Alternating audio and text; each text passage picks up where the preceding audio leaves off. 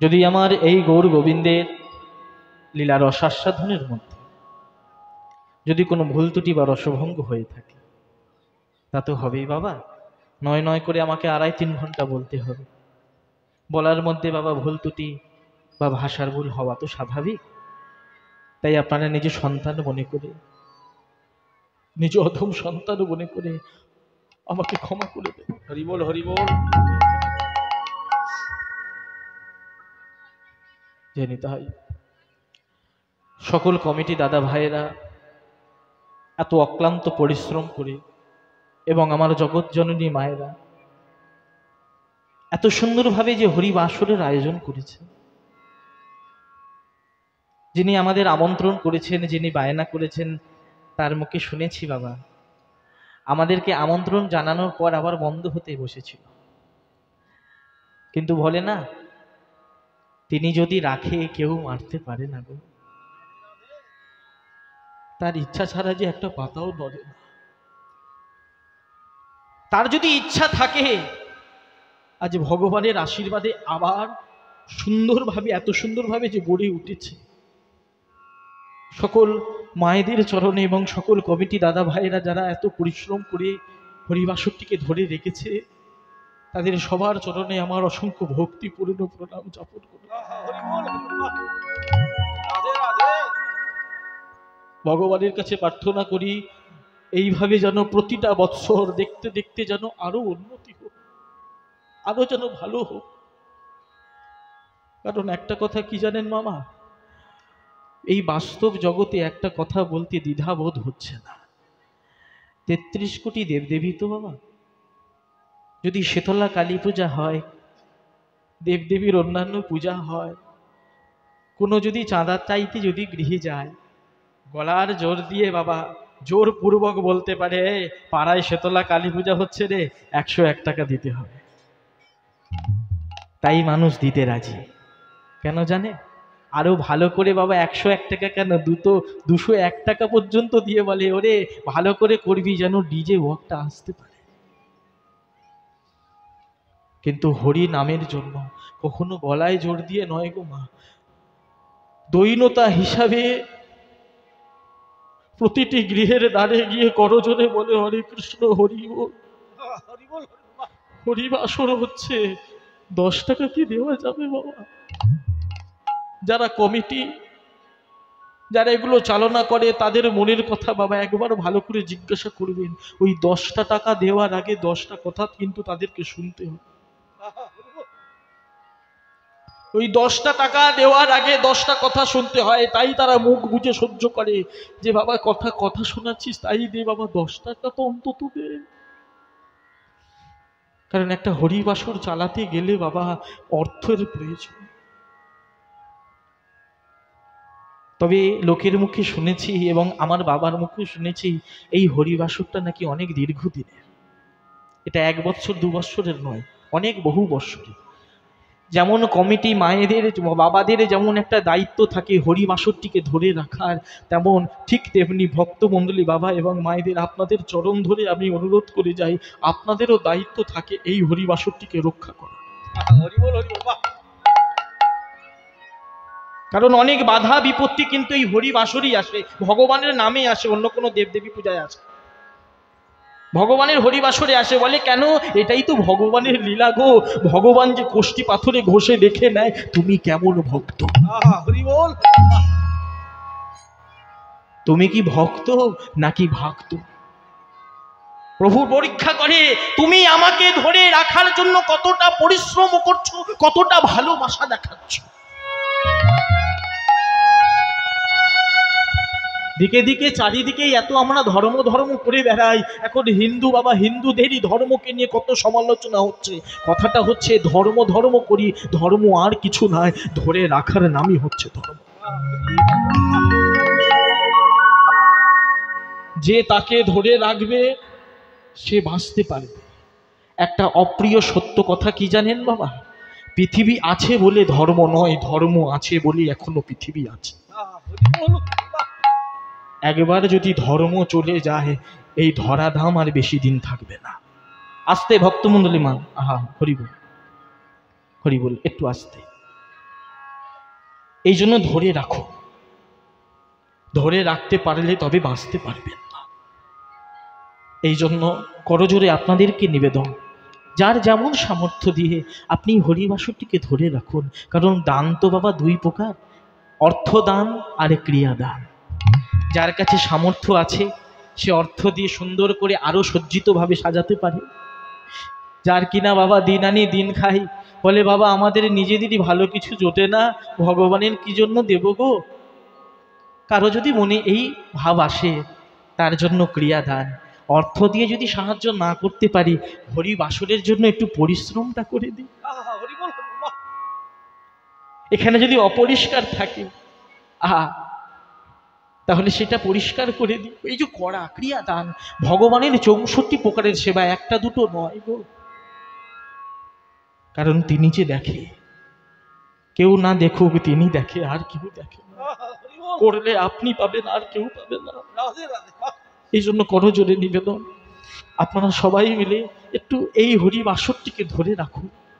আসুন মা, আপনাদের সকল সাধুগুরু বৈষ্ণব চরণে আমার অসংখ্য কোটি ধন্যবাদ প্রণাম জ্ঞাপন করলাম।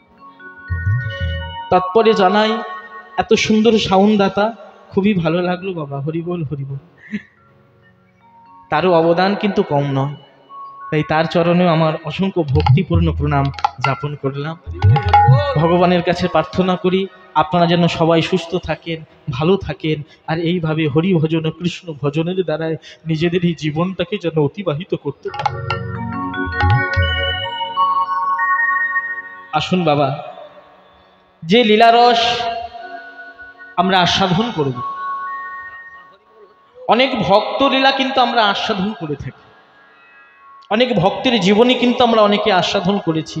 তবে আজ যে ভক্তের কথা আমরা আস্বাদন করব মা, তিনি দেবতা হয়ে অপরাধের জন্য তিনি কিভাবে মনুষ্য জন্ম লাভ করলেন। শুধু তাই নয়, মনুষ্য জন্ম পেয়ে হরি নামকে ধরে, নামকে আশ্রয় করে সকল বাধা বিপত্তি অর্জনকে সরিয়ে দিয়ে কিভাবে আমার শ্রী চৈতন্য মহাপ্রভুর আশীর্বাদ গ্রহণ করলেন, তার চরণ সান্নিধ্য পেলেন। আসুন এই লীলা নিয়ে আমরা একটু আলোচনা করি।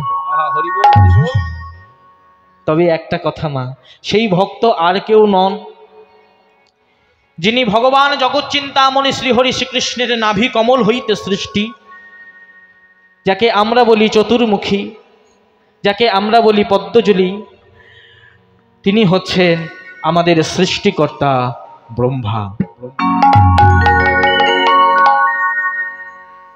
এই ব্রহ্মা যিনি কিনা দেবতা, সে কি করে বাবা মনুষ্য জন্ম লাভ করলেন, কি অপরাধ করেছিলেন এবং কিভাবে আমার মহাপ্রভুর চরণ লাভ করলেন, আসুন এই লীলা নিয়ে আলোচনা করব। আজকের আলোচ্য বিষয় হলো শ্রী শ্রী গৌরাঙ্গ লীলা, যবন হরিদাস। শ্রী শ্রী গৌরাঙ্গ লীলা, যবন হরিদাস। তবে একটা কথা মা আসতে, এই হরিদাস লীলাটি বাবা অনেক বড়। সমস্ত বাবা এই সীমিত সময় মাত্র 3 ঘন্টায় তো এত বড় লীলা করা যাবে না। তবে এই লীলাটির বাবা 3টে খণ্ড আছে, আগে থাকতেই বাবা জানিয়ে দিই। হরিবোল, সকল দাদা ভাইদের এবং সাধুগুরু বৈষ্ণবদের চরণে জানাই 3টি খণ্ড। এক হচ্ছে যবন হরিদাস, দ্বিতীয় হচ্ছে নামাচার্য হরিদাস। হরিদাস উপাধি পেয়ে কিভাবে তিনি লক্ষ হীরাকে উদ্ধার করলেন, কিভাবে তিনি নামাচার্য হলেন, এটি দ্বিতীয় খণ্ড। আর তৃতীয় খণ্ড হচ্ছে হরিদাসের নির্যাস, কিভাবে হরিদাস প্রভুকে দর্শন করে দেহ রাখলেন এবং তারপরে কি কি ঘটেছিল, এটা হচ্ছে তৃতীয় খণ্ড। আমরা আজ প্রথম খণ্ড যবন হরিদাস লীলা আমরা আস্বাদন করব মা। ধৈর্য সহকারে আপনারা আস্বাদন করবেন, কারণ প্রথম আসর তো বাবা গৌর লীলা করা প্রযোজ্য, তাই আসুন সর্বপ্রথমে আমরা আস্বাদন করি। তবে একটা কথা মা, এই ঘোর কলির যুগ, এই ঘোর কলির যুগ থেকে আমাদেরকে উদ্ধার করবার জন্য যিনি কিনা জগৎ চিন্তামণি শ্রীহরি শ্রীকৃষ্ণ, তিনি আমাদের জন্য মানব রূপ জন্মগ্রহণ করে তিনি এসেছিলেন। তাই তো বলছে গো, কলি ঘোর তিমিরা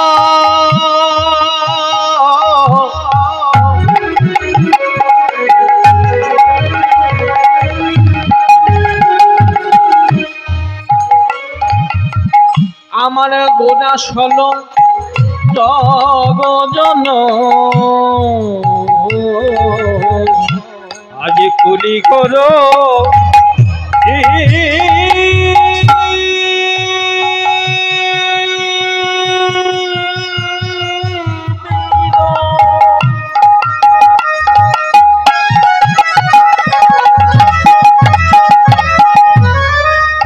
গোনাশল জগজন আমার ধর্ম রমরহদ আজ ধর্ম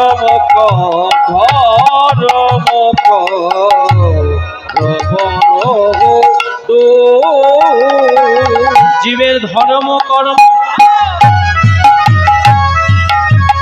কিছু রইল না, জীবের ধর্ম কর্ম কিছু রইল না, ধর্ম কর্ম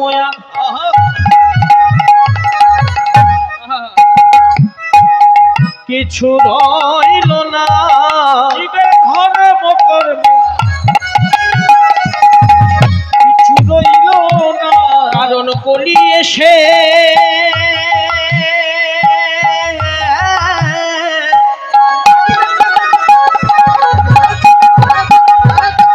বাস করেছে, ধর্ম কর্ম কিছু রইল না, কলি এসে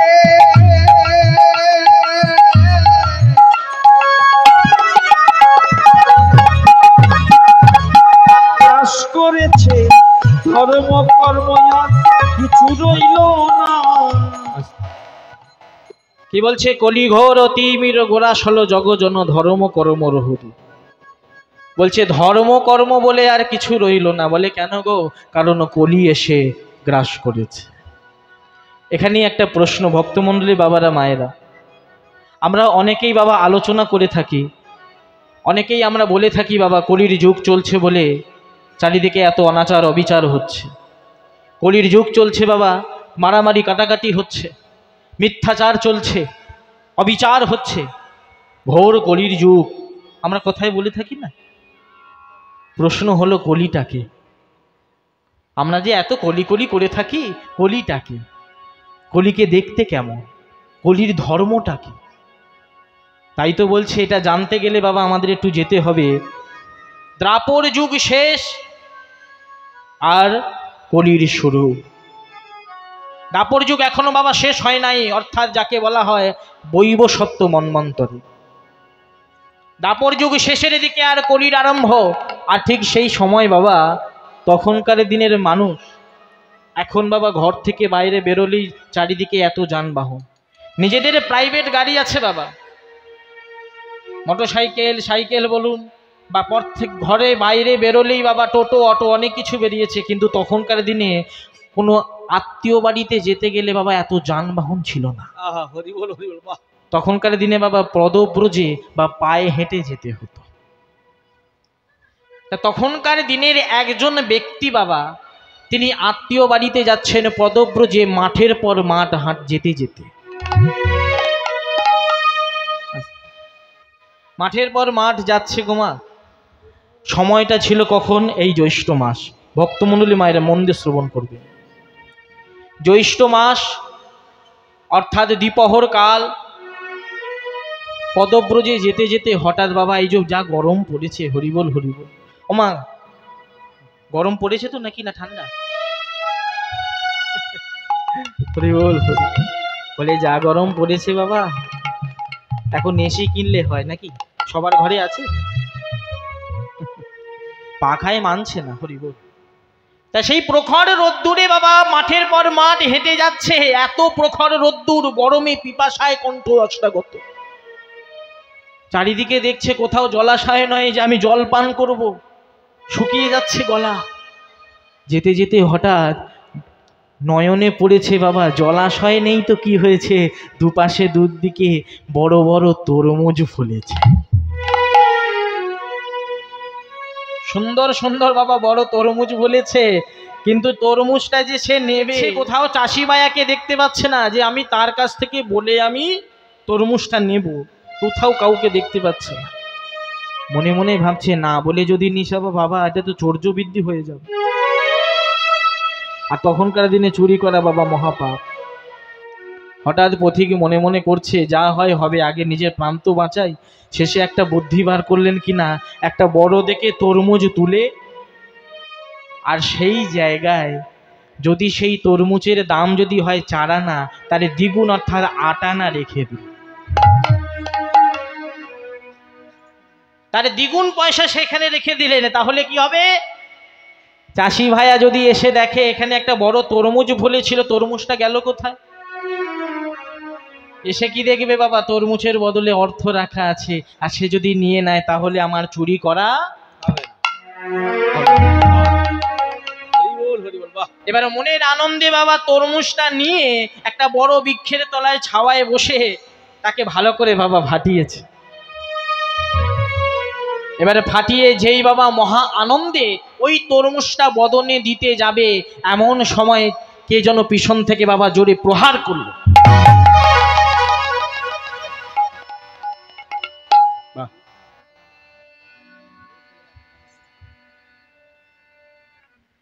পথিকটি চারিদিকে দেখছে, কোথাও কাউকে দেখতে পাচ্ছে না। মনে মনে ভাবছে প্রখর রোদ্দুরে গরমে এসেছি তো, মতিভ্রম হতে পারে, মনের ভুল হতে পারে, ঠিক আছে, কোনো ব্যাপার নয়। এই বলে পুনরায় যখন আবার তরমুজটা বদনে দিতে যায়, এমন সময় আবার প্রহার করেছে। কে কে আমায় প্রহার করছ? বলার পরেও বাবা কোনো শব্দ নাই। তৃতীয়বার যখন পুনরায় আবার সেই তরমুজটা বদনে যায়, আবার তাকে প্রহার করেছে। চিৎকার করে বলে উঠলেন, কে তুমি? এমন কাপুরুষের মতন আমাকে পিছন থেকে আঘাত করছো, সাহস থাকলে তো সামনে এসো।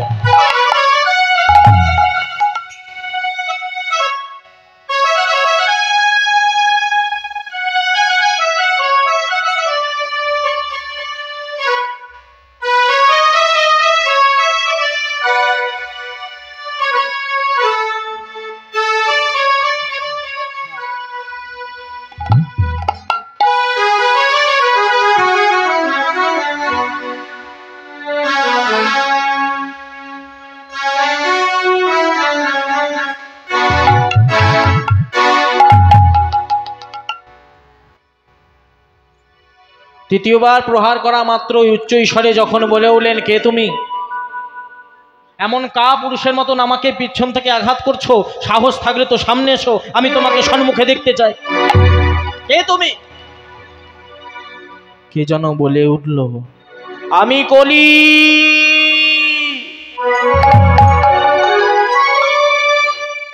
কে কলি? আমি এই কলি টলিকে চিনি না। যে তুমি আমাকে আঘাত করছো, তুমি আগে সম্মুখে আসো, তোমাকে আমি দেখতে চাই। বলে উঠলেন, আমি যদি সম্মুখে আসি তুই আমাকে দেখে সহ্য করতে পারবি তো?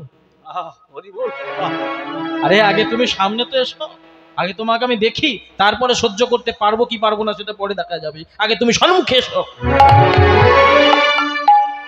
তবে এই দেখ ভক্তমণ্ডলী মায়েরা, সেই পথিকটি দর্শন করছে, বিরাট আকৃতি চেহারা, কালো কুৎসিত বিভৎস দেখতে, চোখ দুটো লাল, রক্ত জবার মতন ফুটে উঠেছে, চুলগুলো উস্কো শুষ্ক, দাঁতগুলো অসমতল, কাঁধের মধ্যে একজন সুন্দরী রমণী, আর পিছনে একজন বৃদ্ধ, তাদের গলায় রশি দিয়ে বাঁধা, তাকে টানতে টানতে নিয়ে আসছে। নিতাই গৌর প্রেমানন্দ।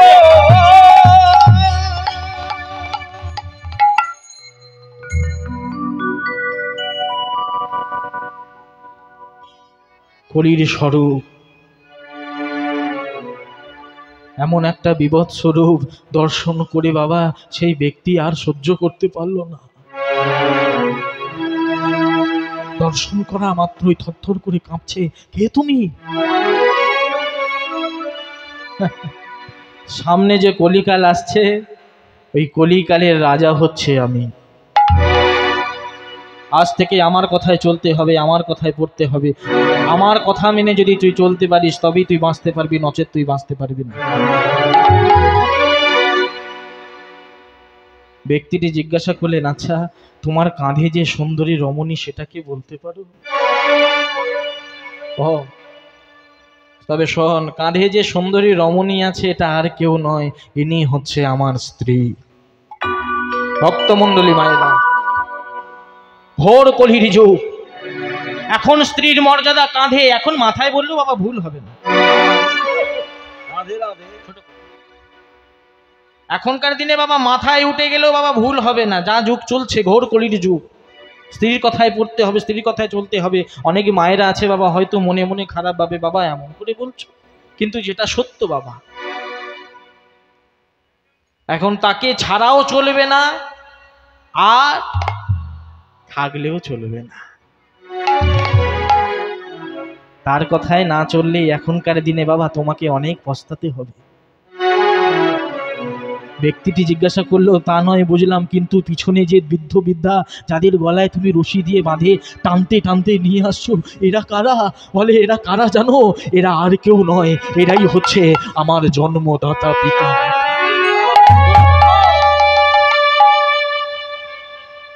ঘোর কলির যুগ, পিতা মাতার স্থান কোথায় হবে তাও কেউ বলতে পারে না। এই জন্য শিক্ষা যদি হয় শিক্ষার মতন দিতে পারো। সন্তান যদি সন্তান হয় 10টা লোকের মুখ উজ্জ্বল করতে পারে, কিন্তু সন্তান যদি একবারে শয়তান হয়ে যায় তাকে রাখতে কেউ পারবে না।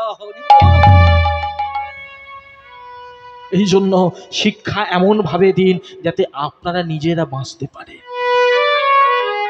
আর না হলে বৃদ্ধাশ্রম তো বাবা খোলাই আছে। এই জন্য ভক্ত মণ্ডলী মায়েরা, সাধু সাবধান। ভক্ত হওয়া শক্ত রে ভাই, গুরু রইল ঘরে বসে, গাছের ফলটি গাছে রইল, মোটা গেল খুশি। বলে বাবা, মায়েরা অনেকে প্রশ্ন করতে পারে, বাবা এটা কোন ফল গো, যে গাছের ফল গাছে রয়ে যায়, বোটা খসে পড়ে যায়? বোটা মানে গো মা, বোটা মানে বলুন মা? বিন্তু। বলছে গাছের ফলটি গাছে রইল, বোটা গেল খসে। বলে এটা কোন ফল? এটা আম, জাম, লিচু, কাঁঠাল, এগুলো নয়, নিজের কর্মফল। যে যেমন কর্ম করবে তাকে তেমন জায়গায় জন্ম নিতে হবে।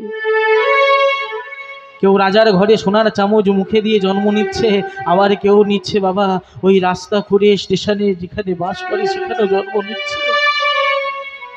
প্রশ্ন হতে পারে মায়েদের মনে, বাবা উঁচু নিচু কেন? তাহলে কি ভগবান করেছে? বলে না, যে যেমন কর্ম করেছি, ভালো কর্ম করলে ভালো জায়গায় জন্ম হবে, খারাপ করলে খারাপ জায়গায় জন্ম হবে। ভগবানের কাছে এসেছি, ভগবানকে জানাবো, ঠাকুর আজ থেকে যা করেছি করেছি, কিন্তু এবার থেকে কিন্তু আমরা ভালো কর্ম করে যাব। আজ সেই ঘোর কলি বলে উঠলেন, শোনো আমার কলি যুগে থাকতে গেলে কিন্তু বাবা আমার কথা মেনে চলতে হবে। বলে সেটা কি? না তুমি যেখান থেকে তরমুজটা এনেছো সেখানে ফিরে যাও। বলে তারপর? বলে যেখানে তুমি অর্থটা রেখেছো সেই অর্থটা তুলে নাও, পারলে যদি তোমার ভালো লাগে আরো 2-4টে তুলে নাও, পারলে ওই গাছপালা ছিঁড়ে দিয়ে আসো। আজ থেকে আমার যুগে কিন্তু এমনই হবে। ঘোর কলির যুগ। তাই তো এই ঘোর কলির যুগ থেকে আমাদেরকে উদ্ধার করবার লাগে যিনি শ্রীকৃষ্ণ চৈতন্য মহাপ্রভু আমার, তিনি আজ 2টি বাহু প্রসারিত করে আমাদের জন্য বলে উঠলেন, ওরে অসাধন চিন্তামণি,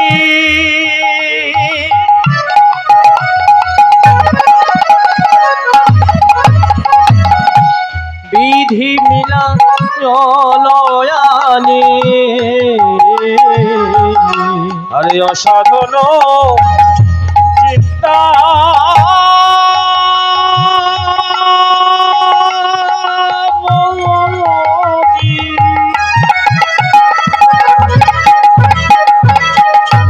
বিধি মিলা আমার গোড়া বড় দয়ালের সাগর আমার গোরা বড়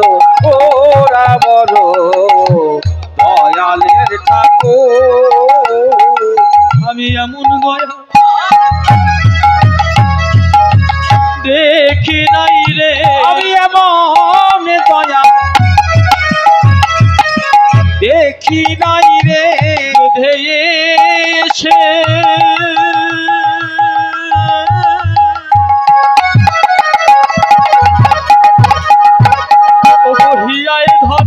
আমি এমন দয়াল দেখি নাই রে ধেয়েছে হিয়ায় ধরে এমন দয়াল নিতাই ধরে এমন দয়াল দেখি নাই রে ধেয়েছে হিয়ায় ধরে এমন দয়াল দেখি নাই রে গোরা বড় দয়ালের ঠাকুর গোরা বড় দয়ালের ঠাকুর চারিবেদ সর দর্শন প্রহরিয়া যেহি জন সে যদি গৌরাঙ্গ নাহি ভজে সে যদি গৌরাঙ্গ নাহি ভজে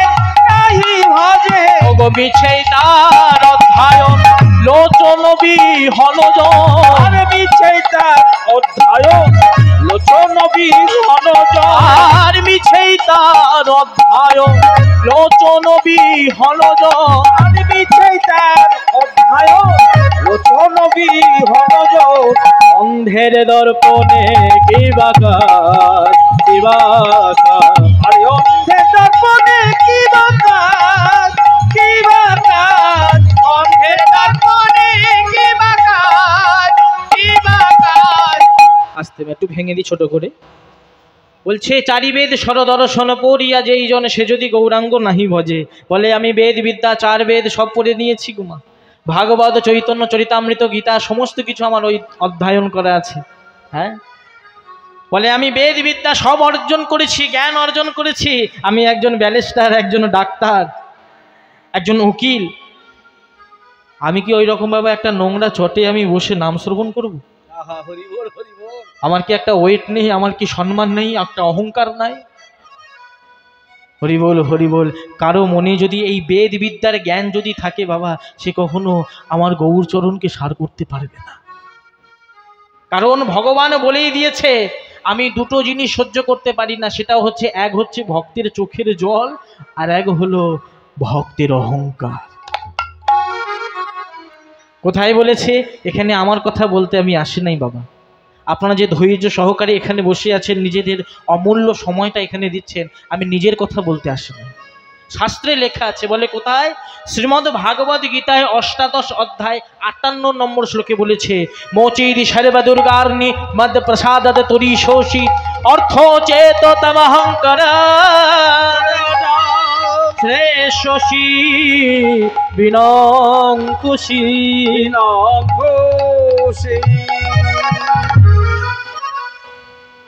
বলছে যে আমার ভজন করে না যে আমার ধ্যান করে না অহংকার সিংহাসনে বসে থাকে অর্থের বল দেখায় যে অহংকার বসে থাকে আমি বলছি শ্রেষ্ঠী বিনঙ্কুশী অর্থাৎ সে বিনষ্ট হইয়া যাবে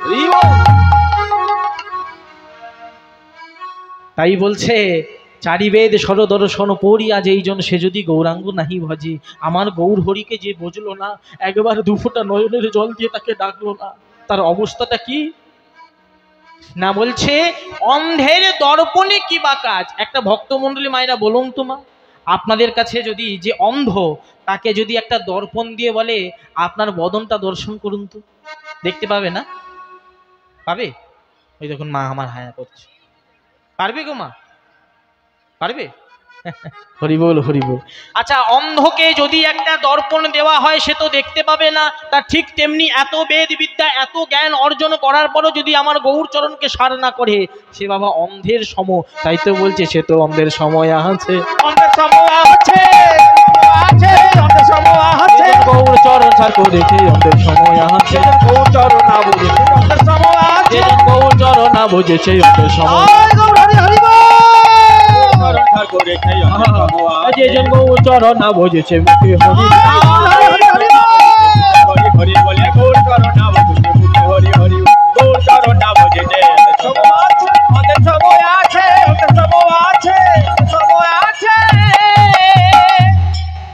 তাই তো বলছে সে যে অন্ধের সময় আছে। সাই শাস্ত্রে বললেন বেদ বিদ্যা দুহু কিছুই নাহি জানত, সে যদি গৌরাঙ্গ করে সার নয়ন ও নন্দেনু ভনে, সেই তো সকলই জানে সর্বসিদ্ধি করো করে তা।